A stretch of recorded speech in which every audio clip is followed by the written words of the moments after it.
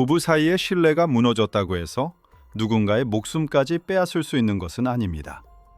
아내에게 다른 남자가 있었다는 사실, 그리고 뱃속의 아이가 자신의 아이가 아니라는 사실을 알게 된 순간 한 남자의 분노는 돌이킬 수 없는 선택으로 향하기 시작했습니다. 하지만 이 사건에서 더 섬뜩한 것은 살인 그 자체만이 아니었습니다. 그는 아내의 목숨을 빼앗은 뒤에도 멈추지 않았습니다. 자신의 범행을 감추기 위해 가스 폭발과 화재를 이용했고 사랑했던 아내의 죽음을 마치 한순간의 사고였던 것처럼 꾸몄습니다. 처음에는 질투와 배신감에서 시작된 감정처럼 보였습니다. 그러나 범행 이후의 행동에는 분노만으로 설명할 수 없는 냉정한 판단과 통제가 남아 있었습니다.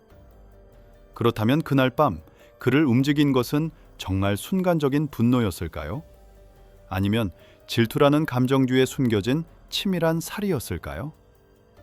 지금부터 공식 경찰 조사 기록을 바탕으로 이 사건의 숨겨진 진실을 깊이 있게 파헤쳐 보겠습니다. 불길이 사라진 뒤에도 18번 주택에서는 검은 연기가 계속 피어오르고 있었습니다.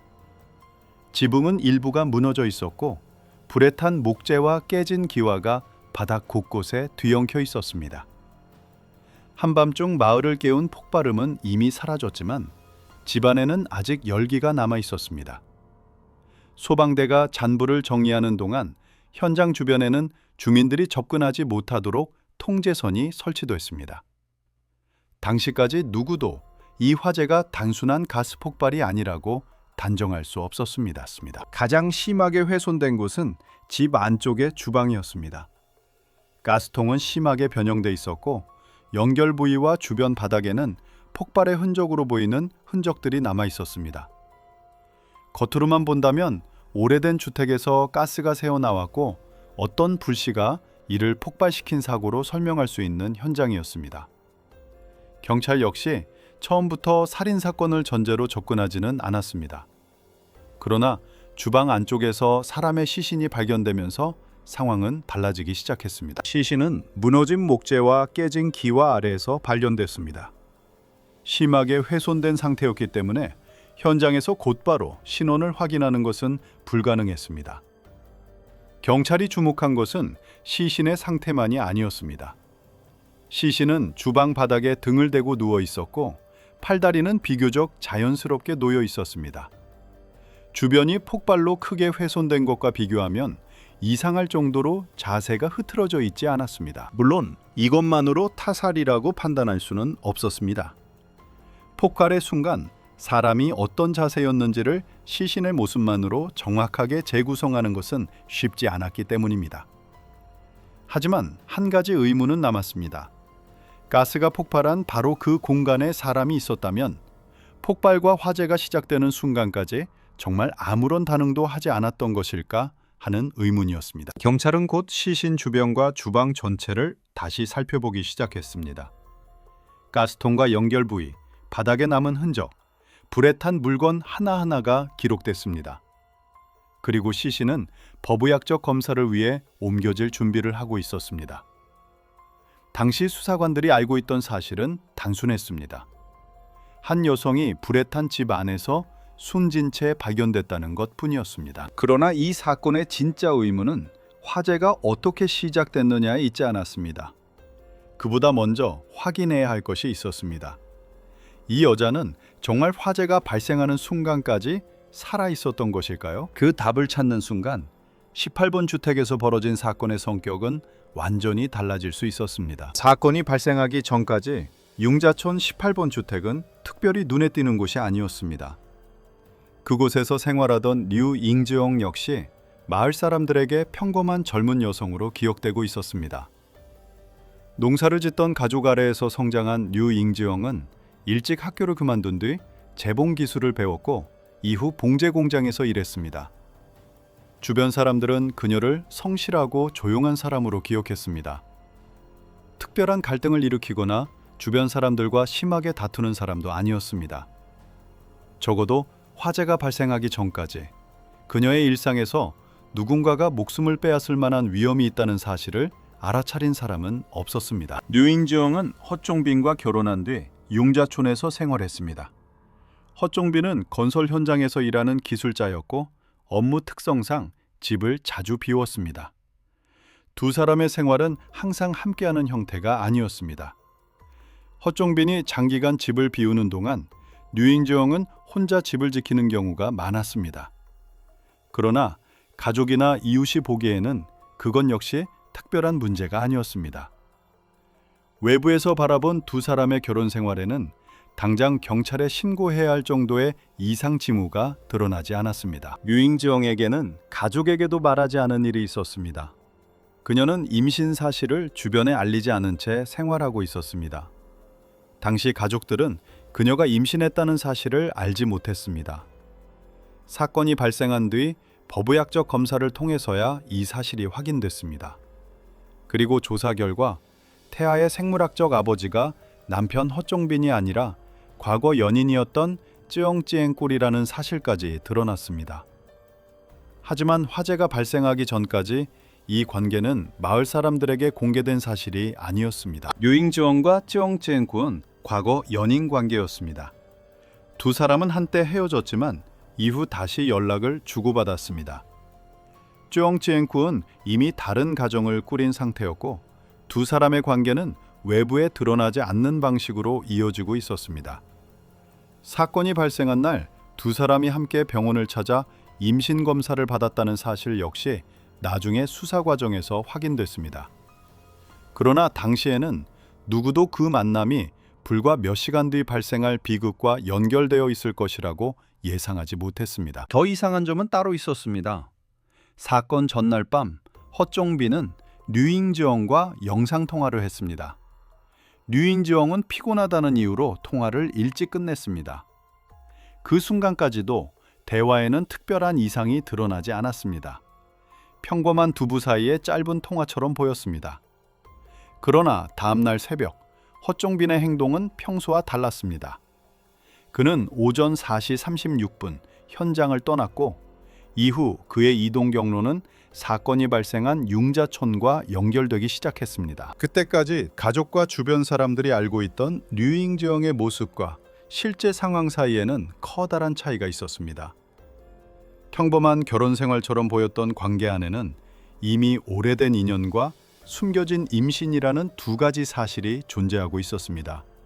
그러나 그 사실만으로 누군가의 살인을 설명할 수는 없었습니다.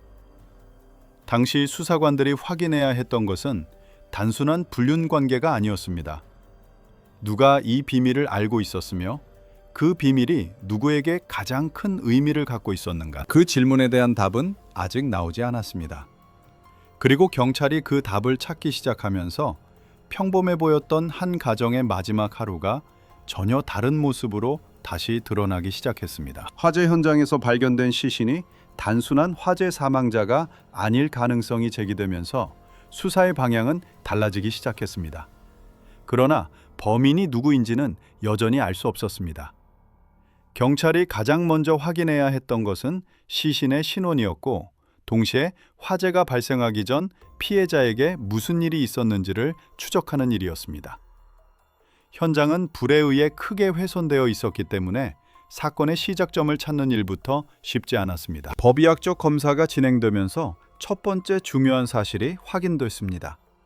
류잉지영은 화재가 발생했을 당시 이미 정상적으로 호흡하고 있지 않았던 것으로 확인됐습니다. 기도에서 화재 당시 흡입했어야 할 흔적이 발견되지 않았고 사망 원인 역시 단순한 화상이나 폭발 충격으로 설명되지 않았습니다. 독성 물질에 의한 중독 가능성이 제기되면서 경찰은 화재 자체보다 그 이전에 발생한 일을 추적하기 시작했습니다. 누군가가 먼저 류잉지영의 생명을 빼앗은 뒤 화재를 이용해 범행을 감추었을 가능성이 생긴 것입니다. 그러나 이 단계에서도 경찰에게는 범인이 특정되지 않았습니다. 수사는 피해자의 인간관계부터 다시 살펴보는 방향으로 진행됐습니다. 그러던 중 류잉지영이 임신한 상태였다는 사실이 확인됐습니다. 가족조차 알지 못했던 임신이었고 아이의 생물학적 아버지가 남편 허종빈이 아니라 과거 연인이었던 쯔영찌엔구이라는 사실까지 확인되면서 수사팀은 새로운 인물을 주목하게 됐습니다. 쯔엉지엔고어는 류잉즈엉과 과거 연인 관계였고 두 사람은 사건이 발생하기 직전까지 다시 연락을 주고받고 있었습니다. 사건 당일 두 사람이 함께 병원을 찾았다는 사실도 확인됐습니다. 경찰의 입장에서 보면 의심할 만한 요소는 충분했습니다.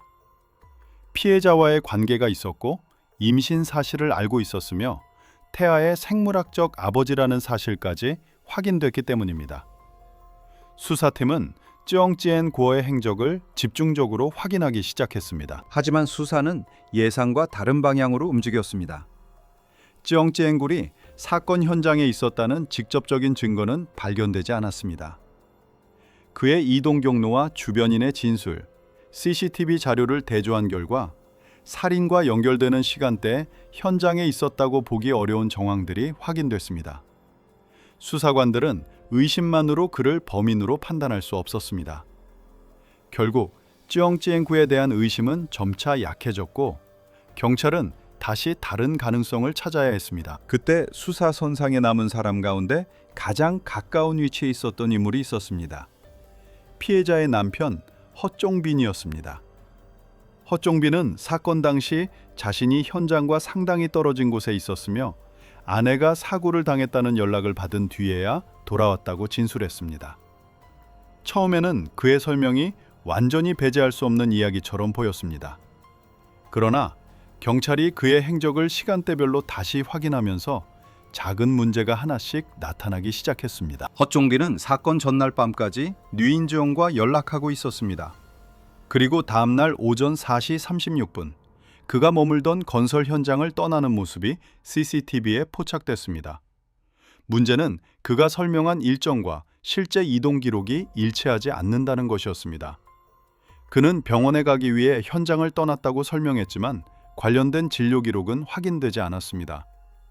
이후 다른 CCTV에서는 오전 10시 39분경 융자촌 인근에서 허종빈이 사용하던 오토바이와 일치하는 차량이 확인됐습니다. 이제 경찰 앞에는 서로 맞지 않는 두 개의 기록이 놓였습니다. 하나는 허종빈 자신의 진술이었고 다른 하나는 시간과 장소를 기록하고 있는 CCTV 자료였습니다.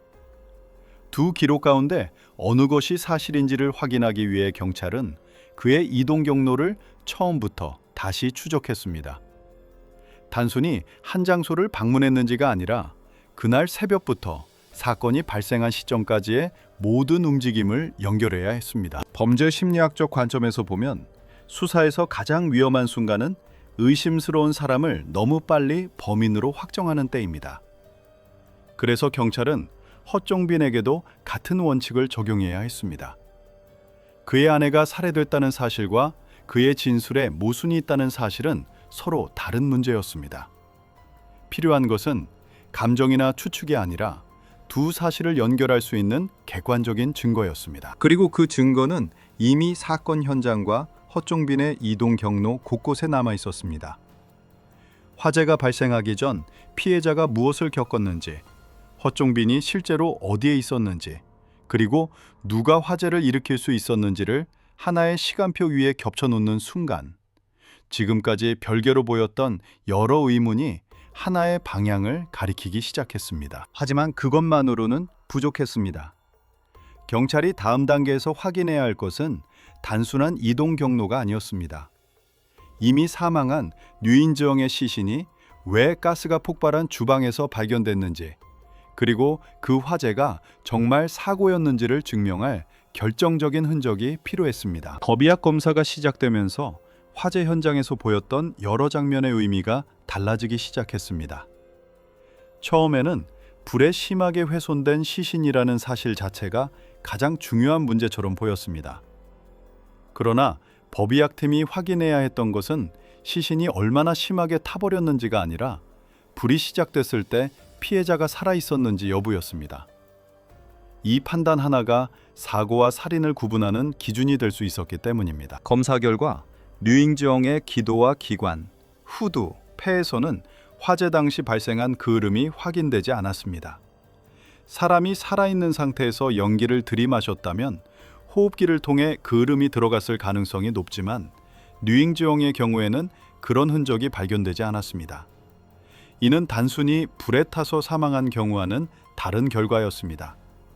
적어도 화재가 시작됐을 당시 류잉즈영은 이미 정상적으로 호흡하고 있지 않았다는 사실이 확인된 것입니다. 이 결과는 현장에서 발견된 시신의 자세와도 연결됐습니다. 시신은 주방 바닥에 등을 대고 비교적 반듯하게 누워 있었고 팔다리 역시 자연스럽게 펼쳐진 상태였습니다. 화재로 인한 열 손상은 심각했지만 폭발에 의해 시신이 강하게 튕겨나간 흔적이나 파편에 의한 명확한 외상이 확인되지 않았습니다. 따라서 수사팀은 이제 하나의 가능성을 배제할 수 없게 됐습니다. 류잉즈영은 화재 때문에 숨진 것이 아니라 화재가 발생하기 전에 이미 사망했을 가능성이었습니다. 부검은 여기서 멈추지 않았습니다. 독성 물질에 대한 검사가 이어졌고 위 내용물과 혈액 등에 대한 분석을 통해 류잉즈영의 사망 원인이 급성 농약 중독이라는 결론이 제시됐습니다. 또한 법의학 검사를 통해 그녀가 임신한 상태였다는 사실도 확인됐습니다. 임신 사실은 생전 가족들에게 알려지지 않았던 것으로 조사됐고 이후 유전자 검사를 통해 폐하의 생물학적 아버지가 쩡찌앵굴이라는 사실이 확인됐습니다. 이제 수사팀 앞에는 서로 다른 두 개의 사건이 놓였습니다. 하나는 여성이 농약에 중독되어 숨진 사건이었고 다른 하나는 그 시신이 발견된 집에서 발생한 가스 화재였습니다. 두 사건이 우연히 연이어 발생했다고 보기에는 현장의 정황이 지나치게 복잡했습니다. 주방을 다시 조사하는 과정에서는 가스통과 연결 부위에서 중요한 흔적이 발견됐습니다. 가스 밸브가 완전히 잠겨 있지 않았고 밸브와 연결관 사이의 금속 연결부가 열에 의해 단순히 변형된 것이 아니라 외부에서 풀린 것으로 보이는 정황이 확인됐습니다. 또한 주방 인근에서는 불에 탄 도자기 촛대의 일부가 발견됐습니다. 촛농이 상당 부분 녹아 있었고 당시 전기 공급에 문제가 없었다는 점까지 함께 검토되면서 이 촛대 역시 수사팀의 중요한 검토 대상이 됐습니다. 수사팀은 현장 자료를 종합해 가스가 일정 시간 동안 실내에 누출된 뒤 불꽃에 의해 화재가 발생했을 가능성을 검토했습니다. 이것은 순간적인 설비 고장으로 발생한 폭발과는 다른 형태였습니다. 특히 가스 연결부에 사람이 개입했을 가능성이 확인되면서 화재는 더 이상 단순한 사고로만 설명하기 어려워졌습니다. 누군가가 먼저 가스를 누출시키고 불이 붙을 조건을 만들어 놓았다면 화재는 범행 흔적을 없애기 위한 수단이 될 수 있었습니다. 이 시점에서 허종빈의 행적도 다시 검토됐습니다. 그는 8월 11일 오전 4시 36분 자신이 머물던 건설 현장을 떠났고 이후 융자촌 인근에서 그의 오토바이와 일치하는 차량이 확인됐습니다. 허종빈은 병원에 가기 위해 현장을 떠났다고 설명했지만 해당 진료를 입증할 서류는 제출하지 못했습니다. 경찰은 단순한 의심만으로 그를 범인으로 확정하지 않았습니다. 대신 법의학 결과와 현장 감식, 그리고 이동 경로가 서로 연결되는지를 확인했습니다. 그리고 각각 따로 존재하던 의문들이 하나의 흐름으로 이어지기 시작했습니다. 류잉즈영은 화재 당시 살아있지 않았습니다. 그녀의 사망 원인은 화상이 아니라 농약 중독으로 확인됐습니다. 주방의 가스 설비에는 사람의 개입 가능성을 보여주는 흔적이 남아 있었고 불을 발생시키는 데 사용됐을 가능성이 있는 촛대도 발견됐습니다. 여기에 허종빈의 실제 이동 경로가 처음 진술과 일치하지 않는다는 사실까지 겹쳐졌습니다. 이제 수사의 핵심은 더 이상 누가 류잉즈영과 관계가 있었는가 아니었습니다. 경찰이 확인해야 할 질문은 훨씬 구체적으로 바뀌었습니다. 누가 류잉즈영을 먼저 죽인 뒤 그 죽음을 가스 폭발 사고처럼 보이게 만들었는가? 그리고 그 질문에 답하기 위해서는 허종빈이 사건 당일 무엇을 알고 있었고 무엇을 준비했는지를 확인해야 했습니다. 수사관들이 확보한 물적 증거와 허종빈의 행적을 하나씩 대조하면서 처음부터 유지해온 그의 진술은 더 이상 그대로 받아들이기 어려워졌습니다. 사건 당일 어디에 있었는지, 왜 현장을 떠났는지, 그리고 화재가 발생하기 전 무엇을 했는지를 설명해야 하는 상황이 이어졌습니다. 결국 허종빈은 자신이 만들어 놓았던 외면의 틀을 더 이상 유지하지 못했습니다. 그는 수사기관에서 범행 전반을 인정하기 시작했습니다. 허종긴의 진술에 따르면 그가 결정적으로 상황을 인식하게 된 것은 류인정의 임신 사실을 알게 된 뒤였습니다. 그는 자신이 아내를 위해 장기간 집을 비우며 돈을 벌어왔다고 생각하고 있었습니다. 부모와의 갈등까지 감수하면서 결혼 생활을 유지했고 아내가 안정적으로 생활할 수 있도록 집을 마련했다고 여겼습니다. 그러나 자신이 알게 된 임신은 그가 믿어왔던 결혼 생활과 전혀 다른 사실을 보여주고 있었습니다. 류잉즈원과 쩡지엔꾸의 관계 역시 허종빈에게는 단순한 외도가 아니었습니다. 쩡지엔꾸는 과거 류잉즈원의 연인이었고 두 사람은 다시 연락을 주고받으며 관계를 이어가고 있었습니다. 사건 당일 두 사람이 함께 임신 검사를 받았다는 사실까지 확인되면서 허종빈이 받아들여야 했던 현실은 더욱 명확해졌습니다. 유전자 검사 결과 태아의 생물학적 아버지는 쩡지엔꾸어로 확인됐습니다. 허종빈은 아내에게 모든 사실을 확인하려 했다고 진술했습니다. 그러나 대화의 결과는 그가 기대했던 것과 달랐습니다. 류잉정은 결혼 생활을 계속하는 것보다 이혼을 원한다는 뜻을 밝혔고 허종빈이 장기간 집을 비우는 생활 속에서 자신이 행복하지 않았다고 말했습니다. 허종빈에게는 자신이 희생했다고 생각했던 시간과 노력이 한순간에 부정되는 것처럼 받아들여졌던 것으로 보입니다. 그러나 이 지점에서 중요한 것은 그의 감정 자체가 아니라 그 감정 이후 어떤 선택을 했는가였습니다. 허종빈의 진술에 따르면 그는 이미 준비해둔 농약을 이용해 류잉정을 살해했습니다. 이후 그는 화재가 우발적으로 발생한 것처럼 보이게 하기 위해 집안의 가스 설비를 조작하고 불이 발생할 수 있는 조건을 만들어 놓았습니다. 그리고 현장을 떠난 뒤 멀리 떨어진 곳에서 불길이 실제로 번지는지를 확인했습니다.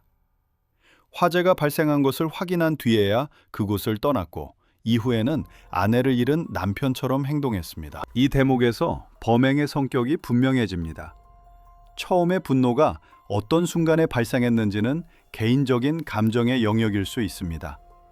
그러나 살해 이후 현장을 조작하고 화재가 발생하기를 기다리고 이후 자신이 사건을 처음 알게 된 사람처럼 행동하는 과정까지는 단순한 순간적 감정으로 설명하기 어렵습니다.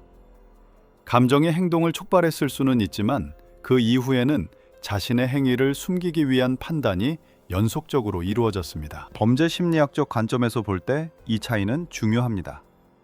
분노와 질투는 범행의 배경이 될 수 있지만 범행 이후의 은폐 행동까지 자동으로 설명해 주지는 않습니다.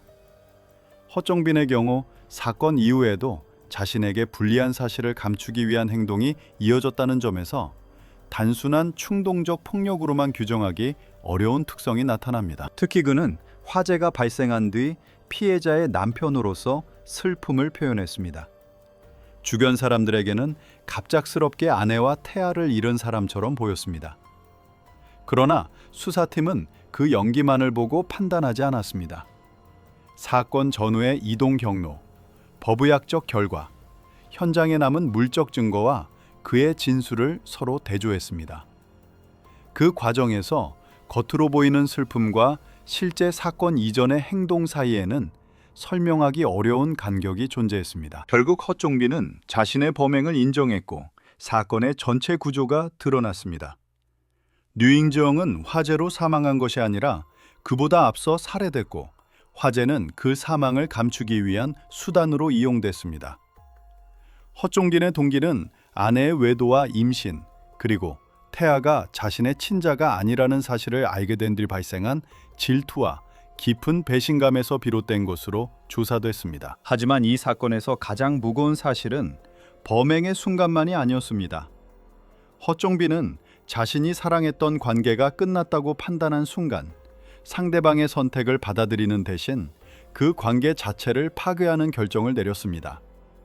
그리고 그 결과는 류잉정 한 사람의 죽음에 그치지 않았습니다. 당시 그녀의 뱃속에는 약 6주가량의 태아가 있었습니다. 법원 기록에 따르면 태아의 생물학적 아버지는 허종빈이 아니었으며 사건은 결국 산모와 태아의 생명을 동시에 빼앗는 결과로 이어졌습니다. 이제 남은 것은 더 이상 범인이 누구인지 확인하는 일이 아니었습니다. 수사기관에서의 자백과 현장 감식, 법의학 감정, CCTV 자료가 서로 맞물리면서 사건의 사실관계가 완성됐습니다. 남은 질문은 법정에서 하나의 기록으로 정리될 수밖에 없었습니다. 한 사람의 질투와 배신감이 어떻게 두 생명의 죽음과 치밀한 범행 은폐로 이어졌는가? 수사와 재판을 거치면서 이 사건은 더 이상 단순한 화재 사고로 기록될 수 없게 됐습니다.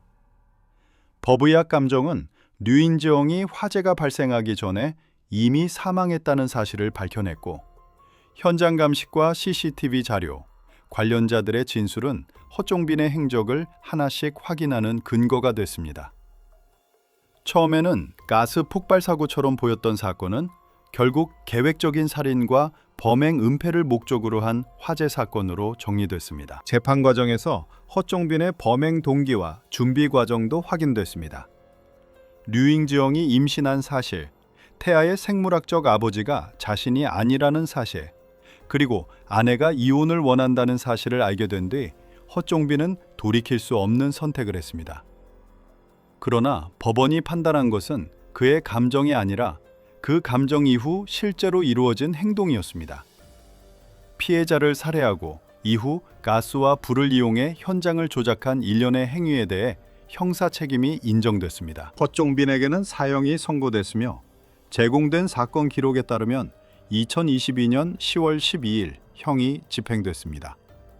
한때 평범한 부부의 집으로 보였던 18번 주택은 이후 한 여성과 태아의 생명이 사라진 범죄 현장으로 기록됐습니다. 이 사건에서 끝까지 남는 것은 거대한 화재의 흔적만이 아닙니다. 오히려 작은 모순들이었습니다. 화재가 발생했지만 피해자는 그 순간 살아있지 않았고, 사고처럼 보였지만 현장에는 사람의 개입을 의심하게 하는 흔적이 남아 있었습니다. 그리고 완벽해 보였던 외부의 모습과 달리 그 안에서는 이미 돌이킬 수 없는 결정이 이루어지고 있었습니다. 범죄 수사에서 진실은 언제나 가장 눈에 띄는 흔적에서 시작되는 것은 아닙니다. 때로는 설명되지 않는 하나의 모순이 사건 전체를 다시 움직이게 합니다. 18번 주택의 화재 역시 그랬습니다. 불길은 현장의 흔적을 태워 없앴지만 그 불길이 감추려 했던 사실까지 지우지는 못했습니다.